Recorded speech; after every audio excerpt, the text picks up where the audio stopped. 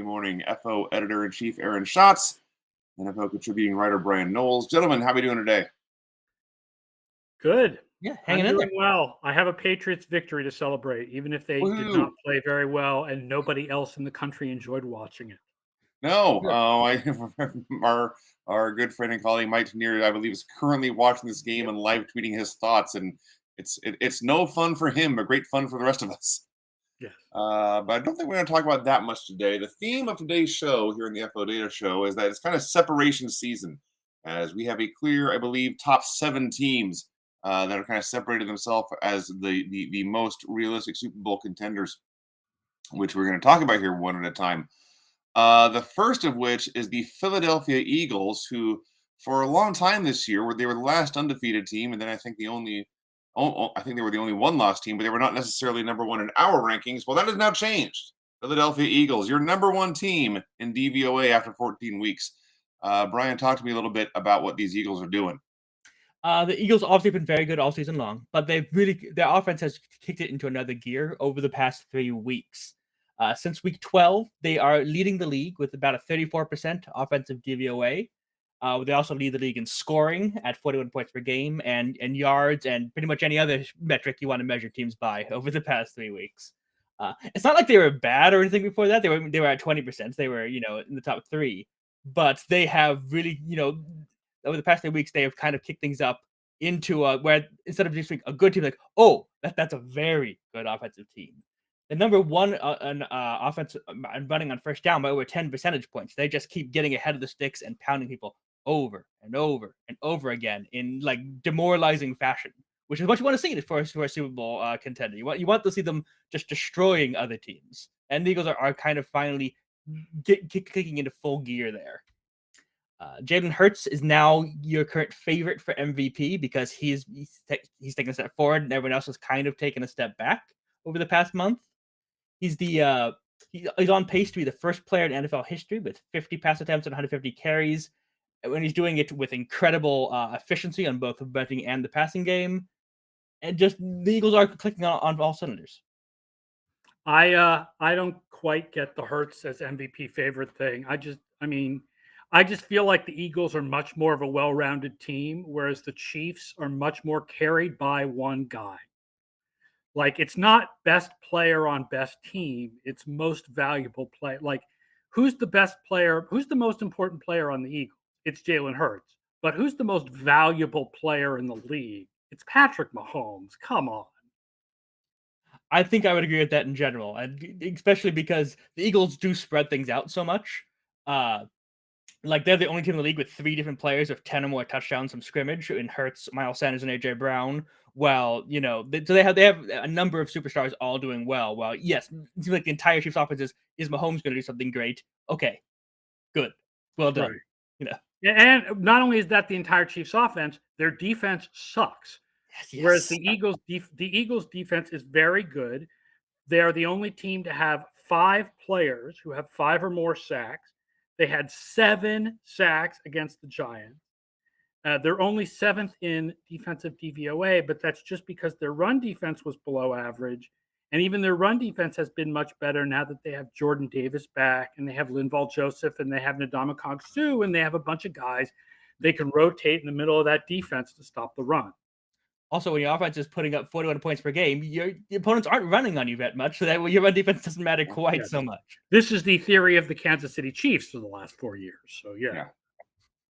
I think the Hurts MVP case right now comes down to just total touchdowns, rushing and passing versus turnovers. And I only noticed this yesterday, and I was very surprised by this. But Jalen Hurts has thrown as many interceptions this season as Patrick Mahomes threw against Denver on Sunday.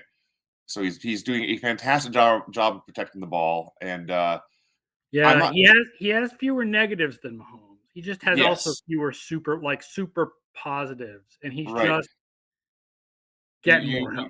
You need to do a deep dive into how much his rushing ability and the volume of his rushing ability changes what they do in when he hands off, and also when he throws. How much are those plays affected by teams preparing to stop him as a runner? It's a complicated thing. I mean, I get it, and he's definitely now, I think, passed Tua Tagovailoa as the most likely non-Mahomes candidate. Tagovailoa, because of the time he missed, basically needed to be the best passer in the league, period. And you can't say that now after the past 2 weeks. So I do think it's a two-horse race now with Hurts and Mahomes. Hurts also benefits from this being new. Like all these, he was good, like he was okay previous years, but he has taken not just a step forward, but multiple steps forward this year. While Mahomes is, good as usual. So there's a bit of, I guess, fatigue in the mind of some people out there. Like all these new Hurts highlights are amazing and new and fantastic. And of course, Mahomes is going to throw the ball blindfolded behind his back, while flying out of bounds. He does that every week. That is definitely a thing in sports awards voting. Voting fatigue, award fatigue. But yes, the voters are often looking for a fresh new face. And at the age of 26 or 27 or whatever Mahomes is, he's yesterday's news. So, but as I mentioned, the Eagles are one of our top 7 teams. We'll go through these here in order, but we have 7 teams right now with a DVOA of 20% or higher, and then a big drop off. The 8th team, Miami, is only at 12.9%. Aaron, why don't you go point over? Out this is weighted DVOA of 20% or higher. A couple of these teams are a little bit lower for the full season, but for weighted, they're all at 20% or higher. And there's a gap between the top 7 and Miami. Right, and weighted DVOA for our new listeners / viewers basically just gives more weight to more recent games and discounts games from September. So it's more of a measure of who's been playing well lately, and that has the San Francisco 49ers right now as the number 1 team in the NFL. Yes, San Francisco number 1, Eagles number 2, then a little bit of a gap, and then Buffalo number 3, then another little bit of a gap, and then Dallas number 4. Baltimore number 5, who we have higher than anybody else. I still feel like on a play-by-play basis, they've played very well. Bengals 6th, Chiefs 7th. Yeah, and those 7 teams combined have a Super Bowl winning percentage in our forecast of 94.3%. So I think it's fairly safe to say these are your contenders this season. I mean, everyone else has been good, but it would be a surprise if your champion came from outside of this group. I mean, no disrespect to Miami, who we have 8th, but now that it looks like people have figured out how to beat the Miami offense and their defense has not been good all year anyway, I think they're not one of the leading contenders. I went over, it was a couple weeks ago on the coach ranking show I do with Ian, but we're talking about why Baltimore is so much higher in our rankings than public or common perception. And I went over their losses, and I think we all know about their struggles in 4th and short, situations, and they tend to be aggressive in 4th down situations, and it doesn't always work out for them. I found out there was like 6 plays on 4th downs where or in their 4 close losses, there were like six 4th down plays that 5 of them went the opponent's way. And if you switch 2 or 3 of them, it's 2 or 3 more wins. It's a football cliche, but in this case, it's very much true. The Ravens are a very small handful number of plays from a much better win-loss record. And we kind of expect going forward that small handful of plays will even out and start to go their way later in the season. So, right. Not that they'll, no gambler's fallacy here, but that they're certainly going to do more like the average team does, not like exactly. So far, right. Yeah. So they're not going to suddenly become a great 4th down team. They're going to be an average 4th down team, and that will make their win-loss percentage go up a lot because the margin is so slim. So that 49ers are number 1 in weighted DVOA. So Brian, this gives you a chance to talk about your favorite team. All right, I'll go for a walk, guys. You guys enjoy the show. I'll be Brock's advocate for today. The Niners, as we all expected, this was a possibility that Brock Purdy in his first NFL start was benched at the end of the game because the 49ers were stomping all over Tom Brady and the Tampa Bay Buccaneers. They had a passing DVOA of 100%, which is the best of the week, which I'm still trying to wrap my head around. In the first half alone, Purdy had 185 passing yards, 3 touchdowns, 131 passing DYAR, and a 92.2% passing DVOA. He doesn't end up setting any records that I could find because he basically did not do anything for the second half. I think he was 2 for 3 for 0 yards and then 0 yards. Literally all his yards came in the first half. That was my favorite nugget. I do believe it is the most first half passing DYAR for a quarterback making their first start. So if you slice that stat even I'm smaller going and to smaller and guess that smaller. that is true. Yeah, we haven't gone back and looked, but I'm going to bet that that is true. I looked at Cam Newton's first start, and I looked at a number of these other huge starts in the past. I could not find anything bigger, so I'm going to stick my flag there. For the game, he had a 63.7 passing DVOA, which is the highest for a 49er quarterback this season, just pipping out Garoppolo's performance against the Cardinals in Mexico City. And I think this is my favorite stat of the day. Purdy had 2 passing touchdowns of 20 or more air yards in the second quarter. The other 49ers combined have had 2 passing touchdowns of 20 air yards or more this season. Garoppolo has 1, and Christian McCaffrey has 1. I mean, this is I can't explain what we saw on Sunday. I don't think Purdy was fantastic or perfect. I think a lot of this is obviously things being schemed up for him, but he was playing the scheme as well as any other quarterback has this season for the 49ers. I will say I like that Purdy is the first quarterback to beat Tom Brady in his first career start. Previously 0-7, and these names are great. Luke McCown, Matt Flynn, Tyler Palko, Jake Locker, EJ Manuel, Tyrod Taylor, and Luke Falk. There's a bit of an asterisk on Taylor because his game against Brady was his first start as a quarterback, because Buffalo did a weird thing week 1 that year where they opened in a wildcat formation with Taylor at wide receiver because the Bills never knew what the heck they were doing with Tyrod Taylor in general. But yeah, I mean, yeah, Purdy is the first quarterback to beat Brady in his first start, and in the game with the largest age gap between quarterbacks in NFL history. I don't know what to say. Hitchhiker's Pie is right, by the way. That was Matt Flynn. That was the Dan Connolly kick return game. And when he says Mariota 2015, I think he's suggesting that maybe Mariota had a better first half in his first start against Tampa. I think it was against Tampa in 2015. We'll have to go back and look at that.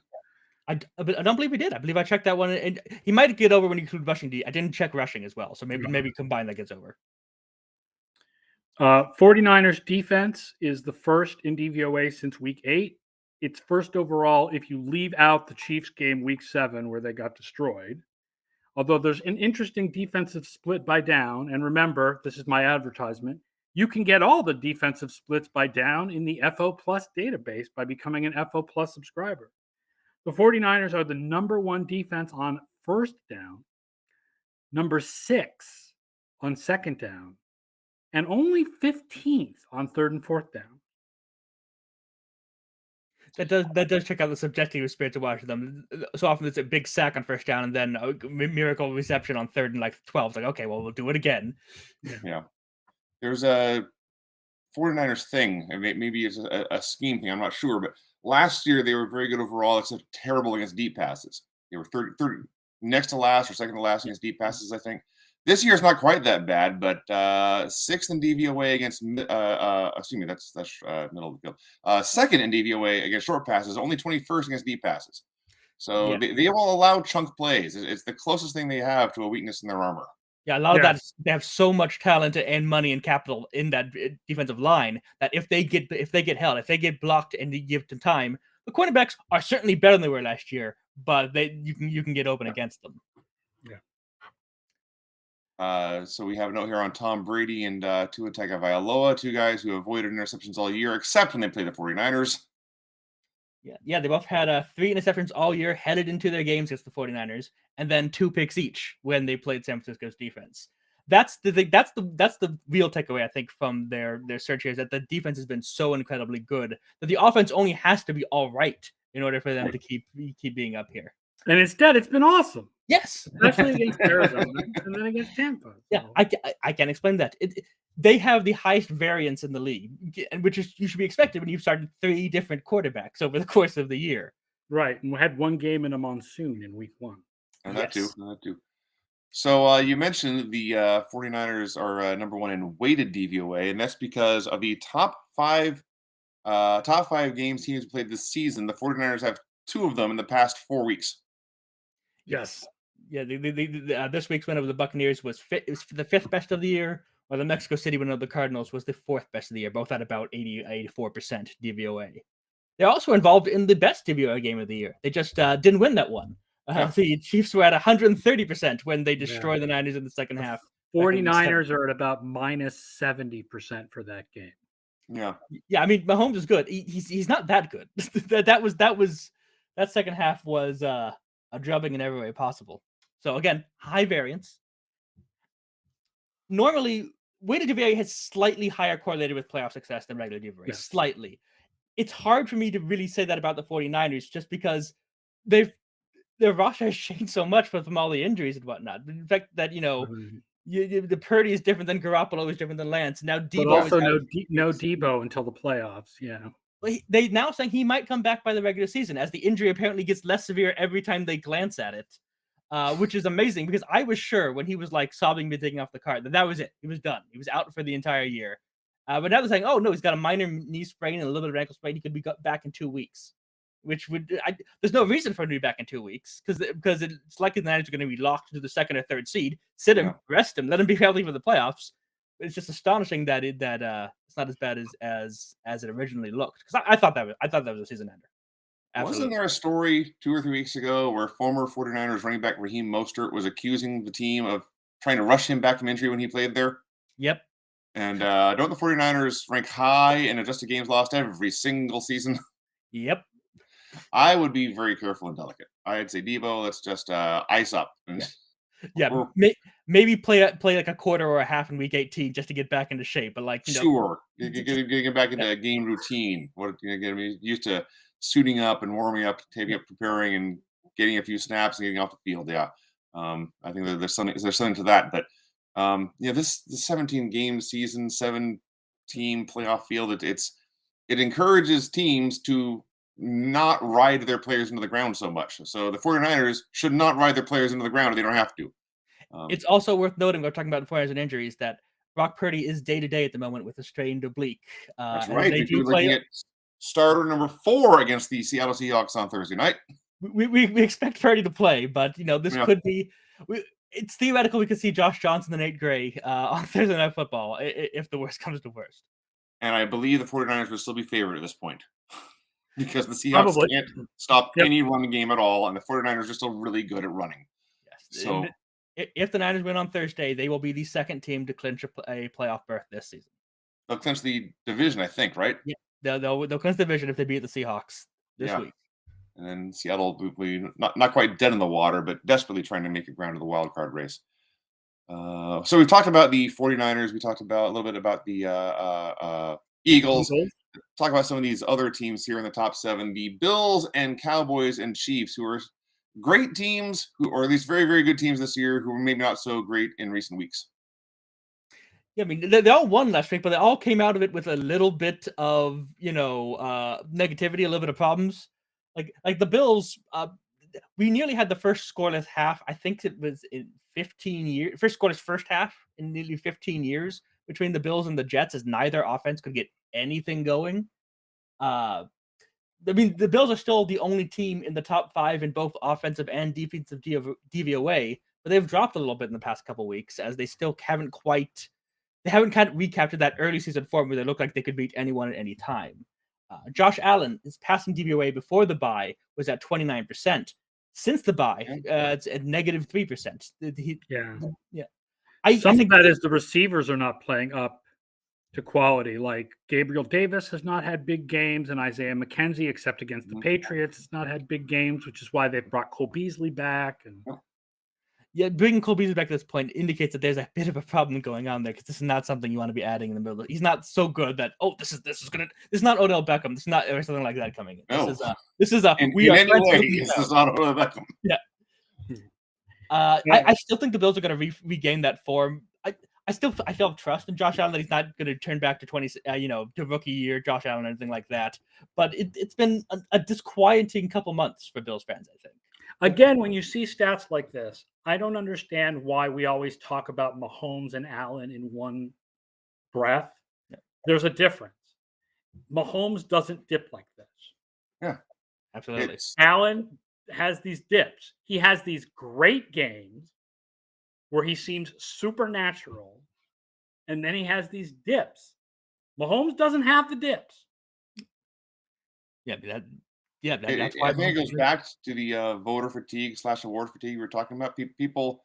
Well, I'm just talking about when people in general talk about how, you need a quarterback like, they always say Mahomes and Allen, Mahomes and Allen, Mahomes and Allen, Mahomes and Allen. No, I'm sorry. It's not Mahomes and Allen. It's Mahomes and Allen. Absolutely. No, I agree. But people don't always want to live in a little bit of denial. They don't quite realize what they're seeing is as good as it is. Like, these are the good old days, folks. The Patrick Mahomes Chiefs are the good old days, and it's something you're going to remember 20 years from now, and just enjoy it and appreciate it. And yeah, there is a gap between Mahomes and Allen, and a gap between Mahomes and Tagovailoa, and frankly, a gap between Mahomes and Hurts, and anyone else you want to name. If your question is if your award goes to best quarterback, it's Patrick Mahomes, period, slam dunk. And that's just that. John Coleman, by the way, is asking in the comments about my feelings about Seattle and San Francisco. Yes. Seattle allows a lot of rushing yards. The 49ers do not allow any rushing yards. The 49ers like to run, and Seattle's running backs are injured. I absolutely agree with you. I think San Francisco is going to win. I don't think it's going to be close. San Francisco is the better team. Yeah. And San Francisco, he's got some numbers here, but they're routinely running for 150 yards or more every game. Seahawks routinely giving up 150 or even 200 yards a game all the time. And the Seahawks overall, especially on defense, their overall DVOA numbers are boosted by that 4-game win streak they had. But that was over the Cardinals twice and the Giants and the Chargers. Since the Munich game, their defense has once again been bad. It was horrible the first month, great for a month against some bad teams, horrible since then. And I think that 4-game win streak, everyone, that's the anomaly. Yeah. Don't ask why they gotten so good or bad. Ask how on earth they managed to play that good for a short spell. So other teams that shouldn't panic after one bad week, the Dallas Cowboys dropped from 1st to 4th after nearly blowing it to the Houston Texans, minus 33% DVOA for this game. Yet it is the first time the Cowboys have won double-digit games in back-to-back years since 1996. Yeah, the Cowboys have been good for a long time, but McCarthy has them winning like consistently on a way they haven't done since the glory days.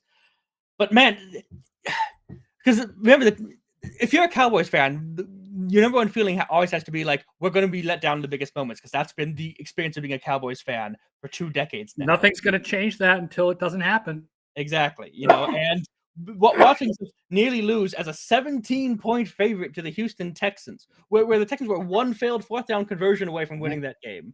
The Texans players had to play perfectly, and they screwed up one time, and then the Cowboys won. That is not fun. That cannot. That has to be one of the least fun wins of the year. This would have been one of the greatest regular season upsets in history. Yeah, 17.5 point favorites, and it wasn't fluky. It wasn't like there was a blocked punt in there. No, Houston outplayed. In fact, it was fluky that Dallas won. Houston outplayed Dallas in that game. Despite that muffed punt by Turpin, that was not the difference. Like overall, Houston had more yards per play. Houston outplayed Dallas.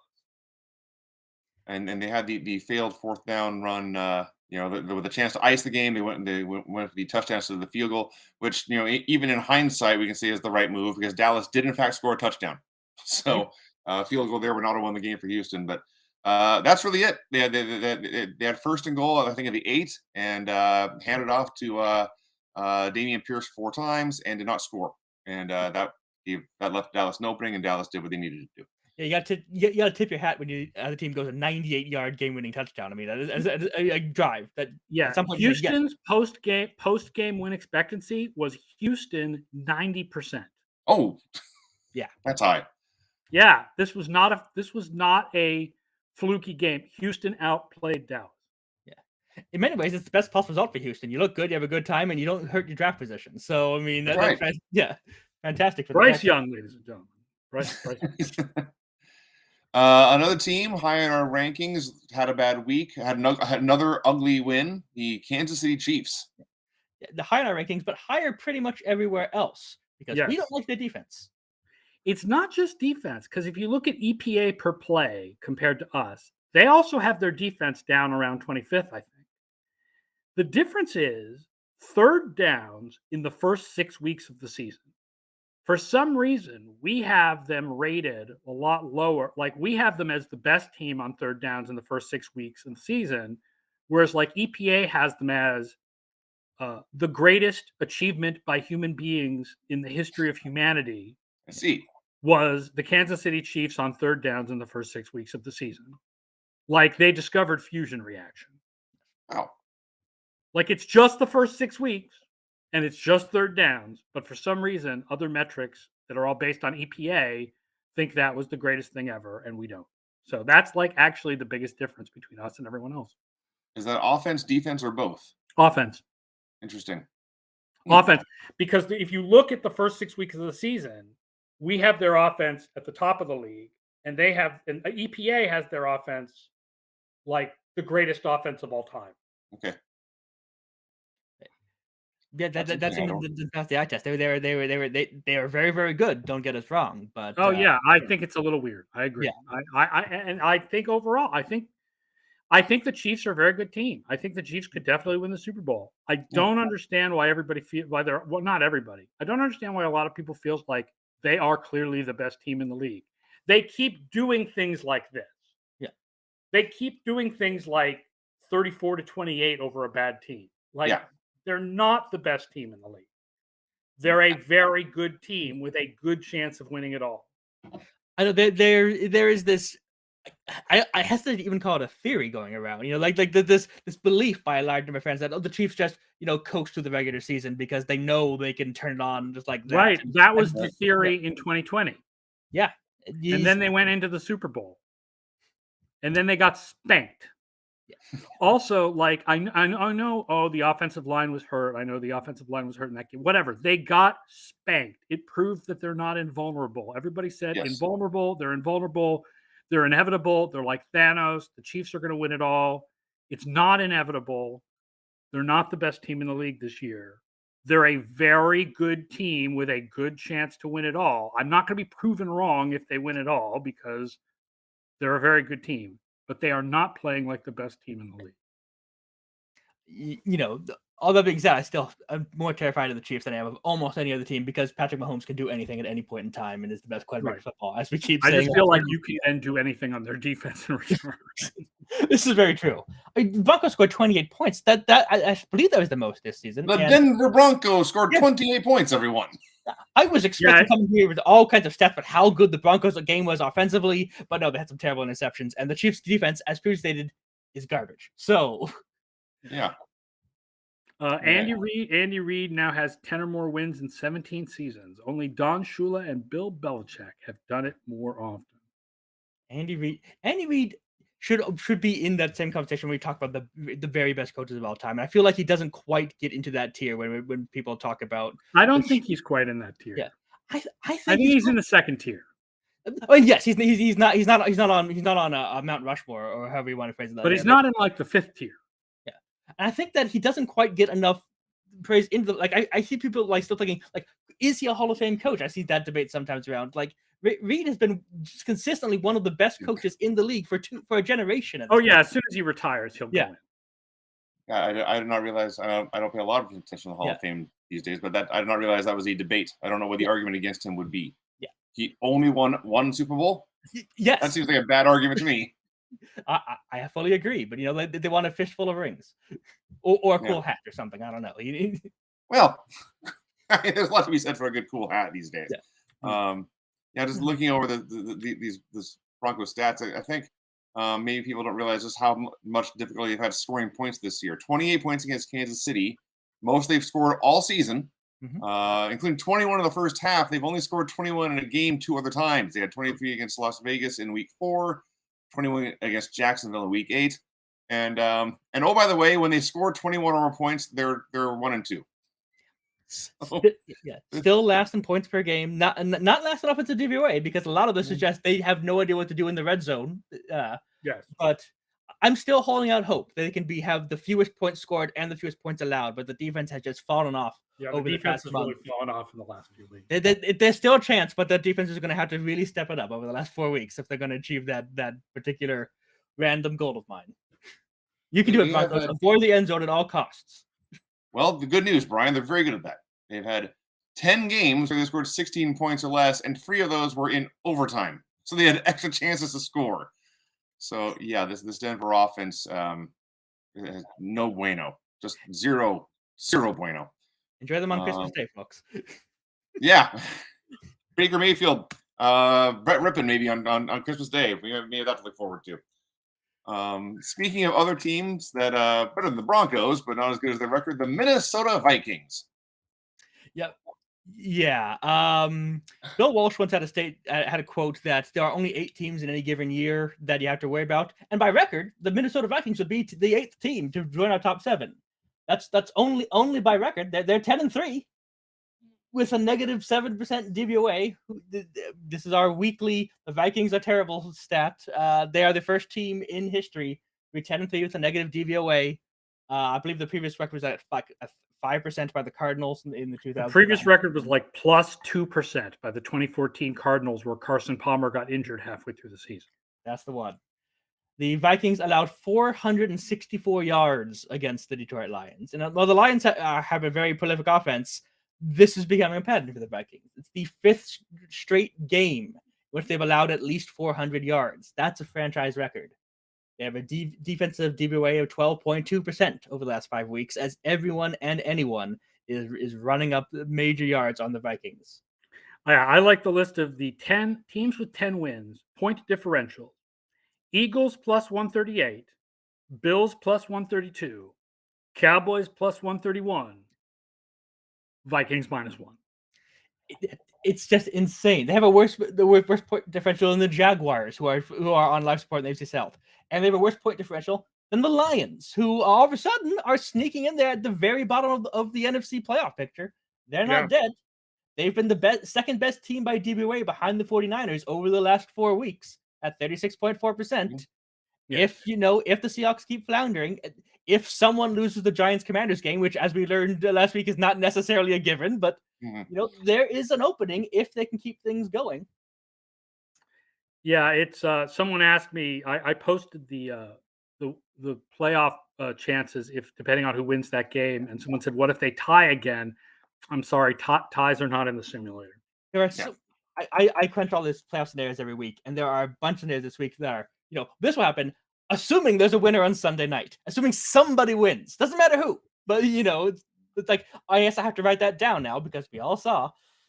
Yeah, it is interesting. I found the Lions have a huge home road split in passing DVOA, 33.5% at home, 1.0% on the road.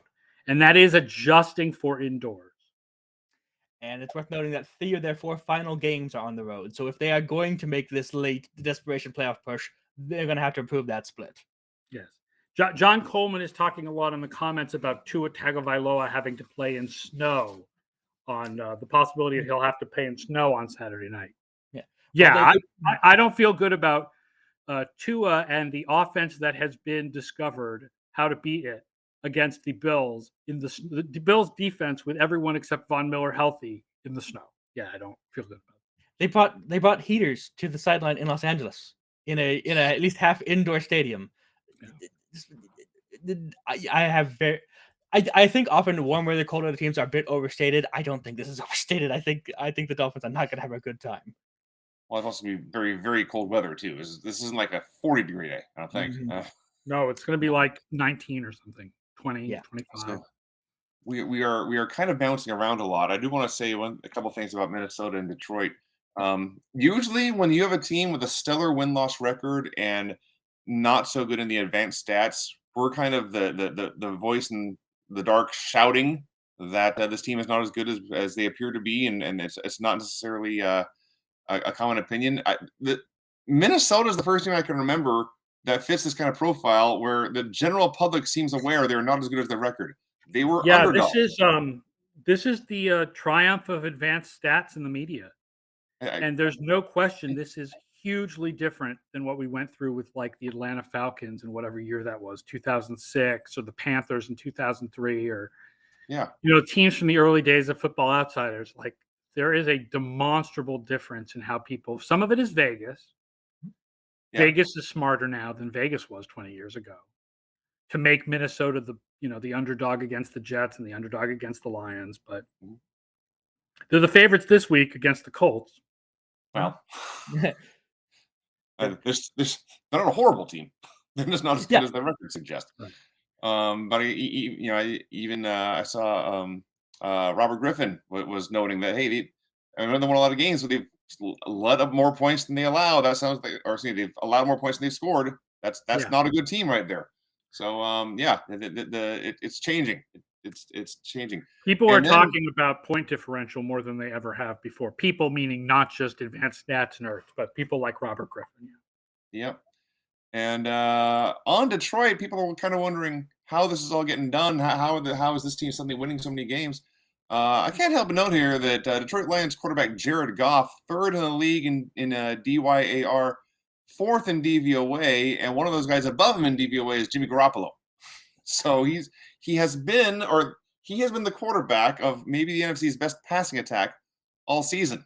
And I'm not saying Jared Goff is MVP, but I'm saying when you fill out your NFC Pro Bowl games ballot, Jared Goff should definitely be one of your quarterbacks. I've been grappling with the Pro Bowl because that's going to be the article for Thursday this week, and pretty much half the NFC quarterbacks are at least in discussion because of the lower quality of the NFC quarterbacks.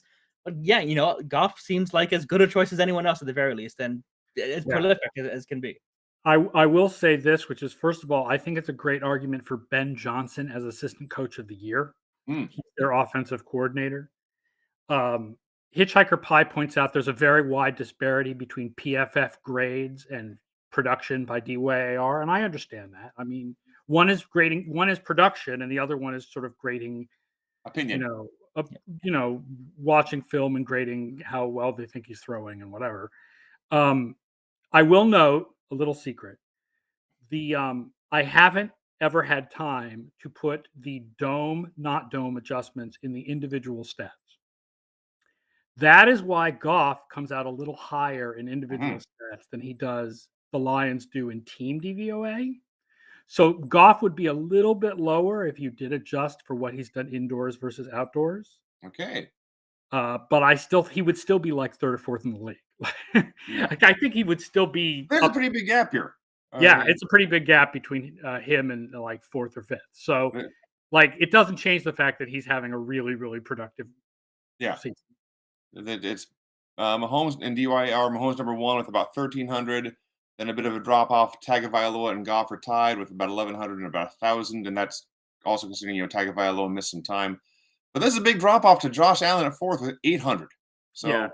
Yeah, I think that even if you put in an adjustment for the domes, he wouldn't drop below Allen. Yeah. Hitchhiker Spy says, when do I adjust indoor, outdoor? It's adjusted in the team stats.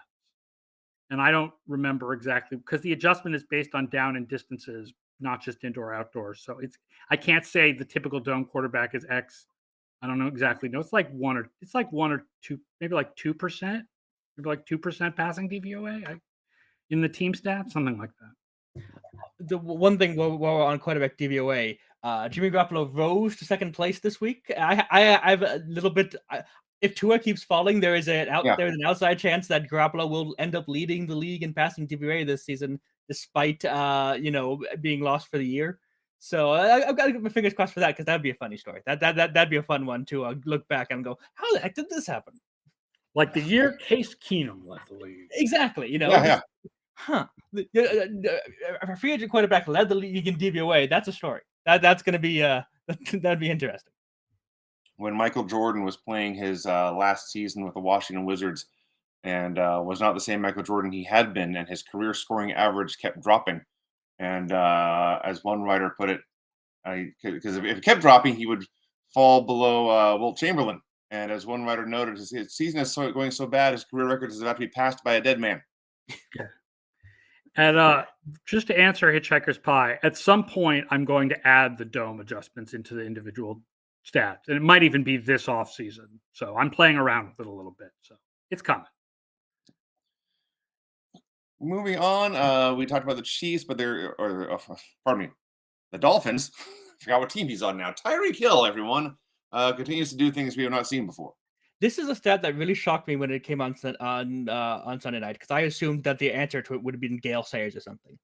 But Hill is the first player in the Super Bowl era to score a receiving touchdown, a rushing touchdown, a kick return touchdown, a punt return touchdown, and a fumble return touchdown in his career. Fumble return touchdowns are very rare for offensive players. Yeah, they really are. But like, if you told me that someone had done that, I would assume this would have been done in the 60s by Sayers or by someone along those lines. I will add an asterisk here.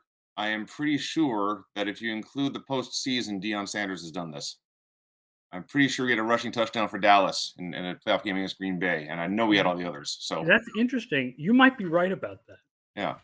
That's interesting. I did not catch that at the very least. I will quickly not only did you not catch that, Elias Sports Bureau, whoever put out the stat, did not catch that. There was this weird thing where maybe with the 50-yard qualifier, because qualifier. He's the first. Hill is the first player in the Super Bowl era to score a 50-yard touchdown in 5 different ways, which is insane. But yeah, it was because it was such a strange play too. I mean, it was bizarre.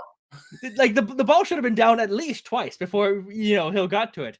It baffled the announcer's mind so much they were thinking, well, did they intentionally knock it back with because something they had to be planned. It couldn't be just that crazy and random. But it's one of my favorite plays to watch on the Next Gen Stats dots, because it's essentially a 22-man whir, and then one very the same size dots, but one dot is very, very fast, just loops around the outside and is way faster than everybody else. Suddenly, it's it is not the way you draw it up. It will not be on anyone's highlight reel or coaching tape, but it was a lot of fun, a lot of silly fun on what was not a very fun day for Miami overall.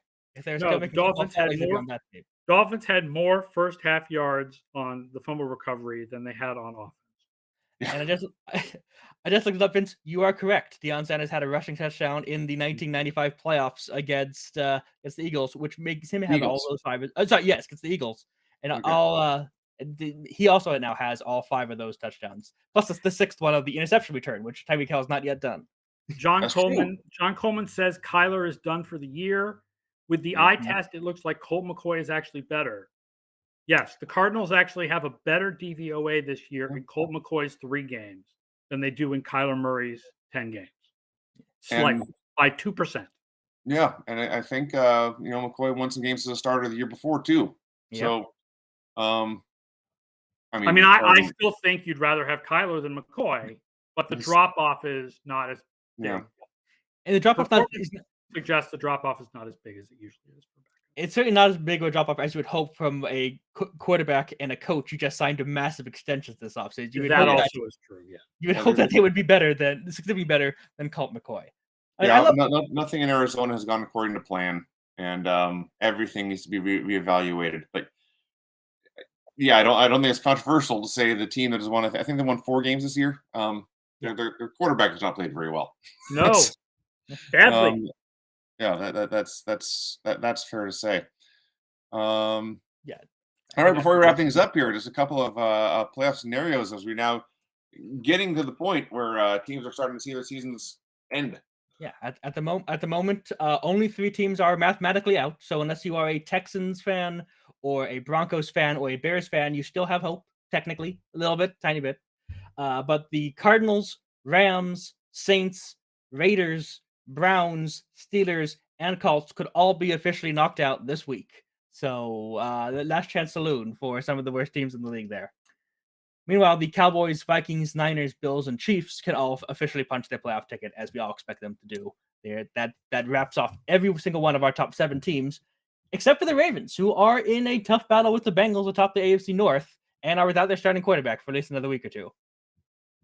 Yeah, but I think the Ravens and Bengals are both going. They're just not going this week. Yeah, absolutely. The most significant game this week is Sunday Night Football. As I mentioned earlier, it's Washington. Thursday Night Football. Oh, sorry. No, No, I'm talking about the Commanders and Giants on Sunday night. I'm yes, Oh, the most significant game is Sunday Night Football, Commanders and Giants. Sorry.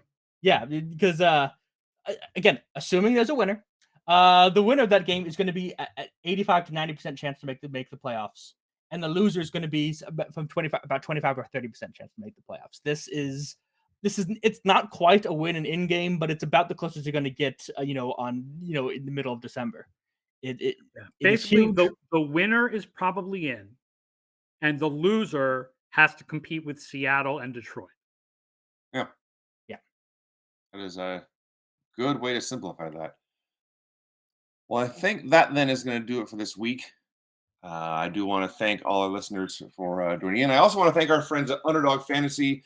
You can play on Underdog Fantasy with us and double your first deposit up to $100 with promo code OUTSIDERS. If your season-long fantasy teams are floundering, you can play Underdog's Battle Royale, a fast 6-round weekly fantasy football draft with easier chances to win than traditional daily fantasy sports sites. You can even win $50,000 if you grab first place, or try their pick'em games where you can easily pick players' chances to go higher or lower than their projected stat lines, even in states where traditional prop betting currently isn't available. Underdog is the fastest growing fantasy site around. Join the fun over at underdogfantasy.com or download Underdog in the App Store and use promo code OUTSIDERS now to double your first deposit up to $100. I also want to remind everyone, go sign up for FO Plus at footballoutsiders.com/subscribe. You get NFL betting picks, fantasy advice, premium stats, premium articles, all these DVOA by downs and home and road, and run pass, down and distance, down and play type, a thousand splits you can spend your day going through, and an ad-free experience, which I know is a big thing for a lot of people. And last but not least, you can join us at the Football Outsiders Discord. We're in there every Sunday. You can talk with Football Outsiders staff about the games that are going on and tell us why we're wrong about things if you want to. Join the fun, join the conversation on the Football Outsiders Discord. So I think that's going to do it for this week. I want to thank Aaron for being here. I want to thank Brian for being here. And I want to thank all you listeners for being here. See you all in 7 days.